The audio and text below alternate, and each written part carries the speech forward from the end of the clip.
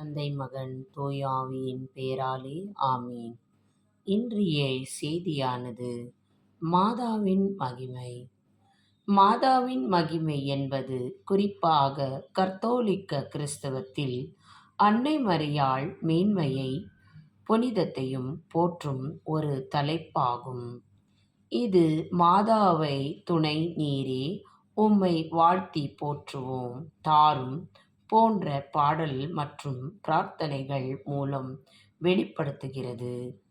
இது அன்னை மரியாவின் தெய்வீகத்தனத்தையும் உலகின் தாய் என அந்தஸ்தையும் குறிக்கிறது. 1. கத்தோலிக்க பாடல்கள். மாதாவின் மகிமை என்ற தலைப்பில் பல தமிழ் பாடல்கள் உள்ளன. அவை அவரது புனிதத்தையும் இரக்கத்தையும் போற்றுகின்றன. பிரார்த்தனைகள்.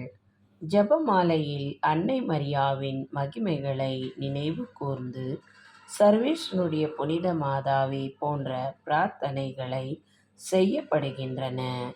3. புனித தலங்கள். பனிமல மாதா, லேடி ஆஃப் ஸ்னோ போன்ற சில புனித தலங்கள் அன்னை மரியாவின் மகிமையை போற்றும் வகையில் கட்டப்பட்டுள்ளன. 4. ஆன்மீக பறித்தல். மாதாவின் மகிமை என்பது அன்னை மரியாவை இயேசு கிறிஸ்துவின் தாயாக, இரக்கத்தின் அன்னை மற்றும் விண்ணகத்தின் அரசியாக கருதி அவர் மீதுள்ள பக்தியையும் மரியாதையையும் குறிக்கிறது. அன்னையின் மகிமை. இது மாதாவின் மகிமைகளை போற்றும் தமிழ் இணையதளத்தின் கிறிஸ்துவ மதத்தில் ஒரு பகுதியாகும். 6. பனிமய மாதா. பனி பெய்த இடத்தில் ஆலயம் கட்டப்பட்டதை நினைவு கூரும் ஒரு சிறப்பு தலமாகும் இது உள்ளது. தமிழ் கத்தோலிக்க தளத்தில் குறிப்பிட்டுள்ளது. சமூக ஊடக குழுக்கள். மாதாவின் மகிமைகளை சிறப்பு போன்ற சமூக ஊடக குழுக்கள் இந்த நம்பிக்கையை பகிர்ந்து கொள்ள உதவுகிறது. ஜெபம்.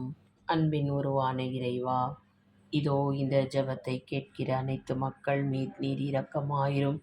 எங்களுக்காக தெய்வ மாதா ஒவ்வொரு நாளும் பரிந்து பேசிக் கொண்டிருக்கிற தெய்வ தாயின் மகிமையை மக்கள்கள் கேட்கும் வேளையில் அவர்கள் தேவைகளை தெய்வ தாய் உம்மிடத்தில் கேட்கும் பொழுது அதை நீர் செய்து அவர்களுக்கு தந்தருளுமாறு உம்மை இறைஞ்சுகிறேன்.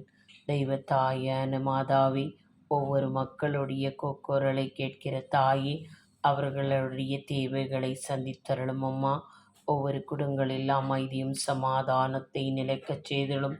குடும்பங்களில் இருக்கும் கணவன் மனைவிமார்கள், பிள்ளைகளை, உற்றார் உறவினார், பெற்றோர்களையும் வயதானவர்களையும் நீர் ஆசீர்வதித்து பாதுகாத்து ஆட்சித்தருளும் தாயே. ஆமேன். மரியே வாழ்க, மரியே வாழ்க, மரியே வாழ்க.